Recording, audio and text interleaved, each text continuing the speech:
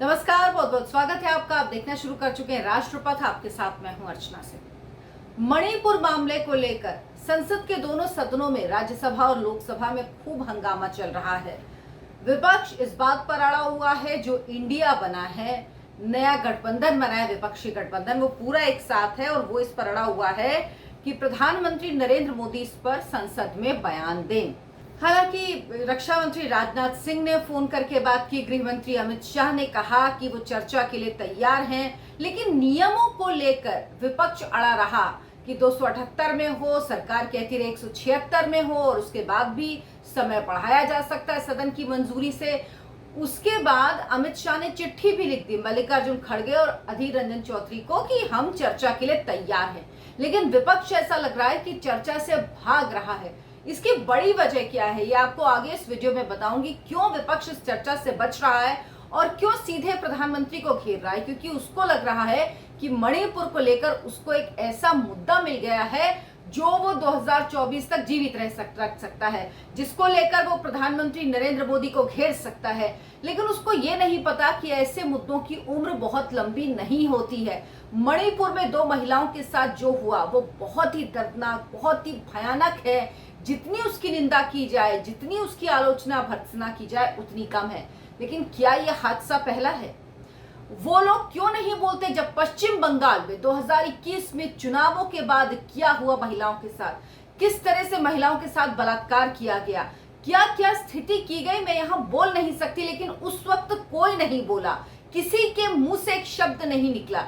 अभी कुछ वक्त पहले ही पश्चिम बंगाल में पंचायत चुनाव के बाद जो कुछ हुआ उस पर कोई कुछ नहीं बोलेगा। लेकिन दरअसल ये चाहता क्या है विपक्ष? ये चाहता है कि मणिपुर में एन बीरेन सिंह को हटा दिया जाए, ताकि इसका देखिए क्या मकसद है, इसका संदेश पूरे देश भर में जाए और मोदी को घेरने का जरिया मिल जाए। तो एक बात समझिए, जिन मोदी ने पश्चिम बंगाल की सरकार को बर्खास्त नहीं किया, 2021 में चुनावों के बाद जो कुछ वहां पर हुआ पश्चिम बंगाल में, जिस स्तर पर हिंसा हुई, महिलाओं के साथ जैसी बर्बरता हुई, सिर्फ वोट देने के लिए या बीजेपी के पक्ष में होने के लिए, उस पार्टी के साथ होने के लिए महिलाओं के साथ बलात्कार किया गया, ये आपने कभी सुना है? लेकिन ये हुआ, पश्चिम बंगाल में हुआ। और तभी ये खबरें आपने सुनी होगी, देश के किसी राज्य से ऐसी खबर आपको कभी सुनने को नहीं मिली होगी। लेकिन तब ये लोग नहीं बोलते, तब राहुल गांधी के मुंह से एक शब्द नहीं निकलता, तब प्रियंका वाड्रा जो बड़े बड़े ट्वीट कर रही है उनके मुंह से एक शब्द नहीं निकलता,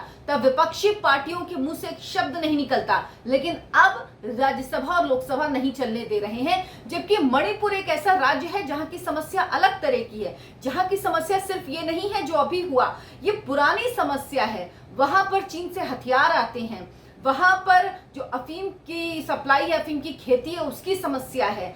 वहां पर कुकी और बैतई की जो समस्या है वो किस तरह से साल दर साल बढ़ाई गई और उसको लेकर कुछ नहीं किया गया, वो इस पर नहीं बोलेंगे। आपको आंकड़े बताती हूं कि किस तरह से जो घेर रहे हैं, जो नरेंद्र मोदी पर आरोप लगा रहे हैं, वो जरा। और कांग्रेस क्यों नहीं राजी हो रही है बहस के लिए, क्यों मणिपुर पर चर्चा के लिए राजी नहीं हो रही?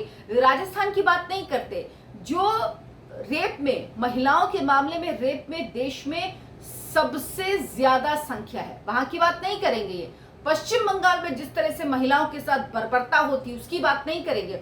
आंकड़े सुनिए, 2004 से 2023 के बीच मणिपुर में 2998 हत्याएं हुई हैं इसी मामले से जुड़ी हुई, और 2004 से 2013 मतलब 9 सालों में जो हत्याएं हुई वो 2614 हैं। और जो बाकी आप लगा लीजिए 400 करीब हत्याएं जो हुई हैं वो 2013 से लेके 2023 तक हुई हैं। तो आप लगाइए 90% हत्याएं जब कांग्रेस के, और उस समय राज्य में भी कांग्रेस की ही सरकार थी और केंद्र में भी कांग्रेस की सरकार, लेकिन उसका ही, क्योंकि जब बात करेंगे संसद में तो ये आंकड़े सामने आएंगे, इन आंकड़ों पर भी जवाब देना पड़ेगा। 2004 से 2013 के बीच 1612 हत्याएं की गई हैं। इसके अलावा 2013 से 2023 के बीच 233 हत्याओं का आंकड़ा है।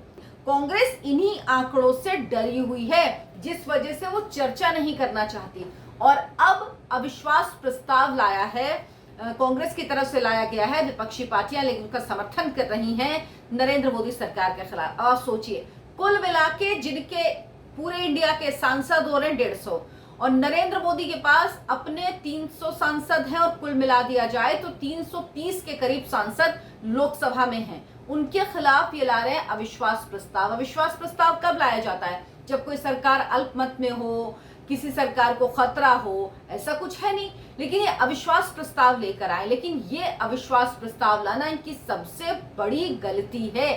कल प्रधानमंत्री नरेंद्र मोदी जब बीजेपी पार्लियामेंट्री पार्टी की बैठक को संबोधित करें तब उन्होंने कहा था कि इनको लाने दीजिए ये अविश्वास प्रस्ताव, इससे इनको कुछ हासिल नहीं होगा। इतना वीक, इतना बिखरा हुआ, इतना कमजोर, इतना दिशाहीन विपक्ष पहली बार देखा है। आपको याद होगा 2019 के चुनावों से पहले भी एक बार अविश्वास प्रस्ताव मोदी सरकार के खिलाफ विपक्ष लेके आया था। क्या हुआ था? 2019 में ज्यादा सीटें आई 2014 से। 2014 में 283 सीटें थी और 2019 में नरेंद्र मोदी की सरकार 303, अपनी बीजेपी के 303 सीटें आई थी, तो वो बढ़ गया। इसी बात का मोदी ने जिक्र किया। उन्होंने कहा कि लाने दीजिए और इस बार 350 सीटें आएंगी। जिस तरह से यह अविश्वास प्रस्ताव ला रहे हैं कोई दिक्कत नहीं, बल्कि अविश्वास प्रस्ताव लाकर ये समझ लीजिए कि इन्होंने खुद को घेरने का मौका दे दिया, क्योंकि इनके पास कोई ऐसे नहीं है, आपको कोई नेता नहीं मिलेगा।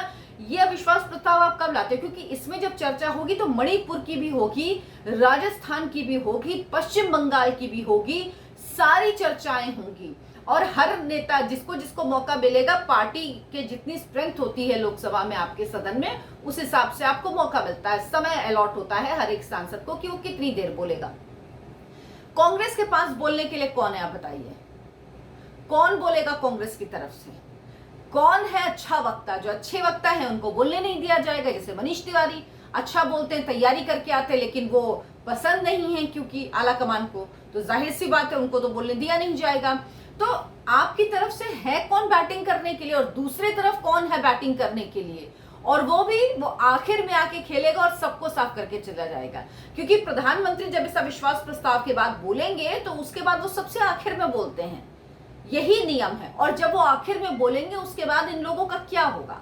आप सोचिए, ये खुद जानते हैं कि इनके पास कोई ऐसा वक्ता नहीं है जो प्रधानमंत्री के सामने खड़ा हो पाए, उनके सामने बोल पाए।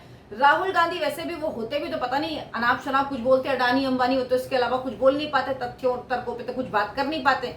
कुछ लोगों को लग रहा है अगर राहुल गांधी होते तो ये होता तो वो होता, मुझे तो ऐसा कुछ नहीं लग रहा है। वो होते तब भी उतना ही बकवास होता जितना अभी होगा। अब सोनिया गांधी बोलेंगी कि नहीं ये देखना होगा, लेकिन सोनिया गांधी कितना अच्छा बोलती हैं ये आपको देखना होगा।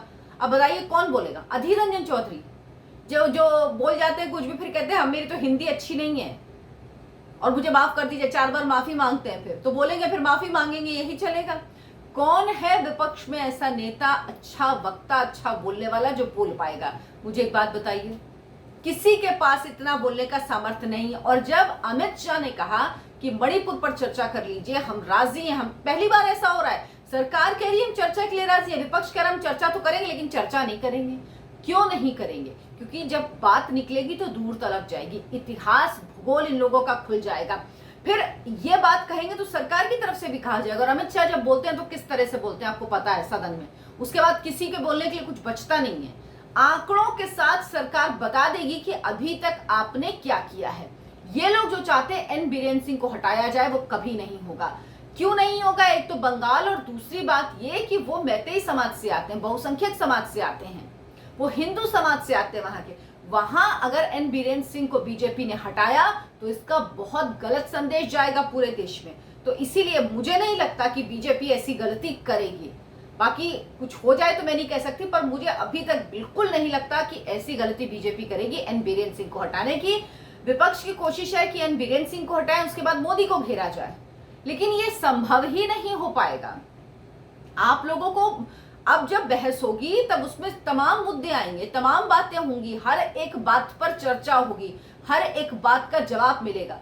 और जब आखिर में नरेंद्र मोदी आके बोलेंगे, उनके बोलने के बाद प्रधानमंत्री आखिर में बोलते हैं, प्रधानमंत्री के बोलने के बाद उसके बाद कोई सवाल जवाब नहीं होता है, उसके बाद वो अपनी बात बोलते हैं, उसके बाद किसी को बोलने का मौका नहीं होता है। मतलब वो फिनिशर आएगा। मतलब आप T20 लायक हैं और आप खेल रहे हैं टेस्ट मैच, जो आप खेल नहीं सकते, जो खेलने की आपके पास कुव्वत नहीं है।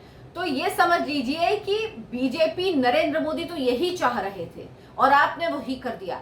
अब आप देखिएगा सदन की कार्यवाही, हालांकि अभी सोमवार को जो हमारे सर जी हैं उनका जो अध्यादेश था जो केंद्र सरकार लेके आई थी दिल्ली का सर्विसेज के मामले में ऑर्डिनेंस लेके आई थी, वो कैबिनेट से पास हो गया और सोमवार को वो लोकसभा में टेबल किया जाएगा। गृह मंत्री अमित शाह टेबल करेंगे, तो यानी सोमवार तक तो इस अविश्वास प्रस्ताव पर चर्चा नहीं होनी है, उसके बाद होगी। लेकिन उसके बाद जब भी होगी तो आप नजर रखिएगा, आप जरूर ये कार्यवाही देखिएगा और मेरे साथ मेरे चैनल पे जुड़िएगा। मैं आपको बताऊंगी कि किसने क्या कहा और किस तरह से विपक्ष की एक एक नेता की जमकर धुलाई हुई। ये खुद अपने बनाए जाल में फंस गए हैं। इनके रणनीतिकार कौन हैं ये समझना बड़ा मुश्किल है, जिन्होंने इस तरह की सलाह दी कि अविश्वास प्रस्ताव लेकर आओ, क्योंकि इससे सरकार को कुछ होना नहीं है, सरकार को कोई नुकसान होना नहीं। सरकार के पास बहुमत इतना है कि सब मिला के भी उसके आसपास नहीं पहुंच पा रहे हैं। नरेंद्र मोदी अकेले, बीजेपी को अकेले इतना बहुमत है, ये 150 है, वो 300 से ज्यादा सीटें उनके पास, अब 303 जीती थी,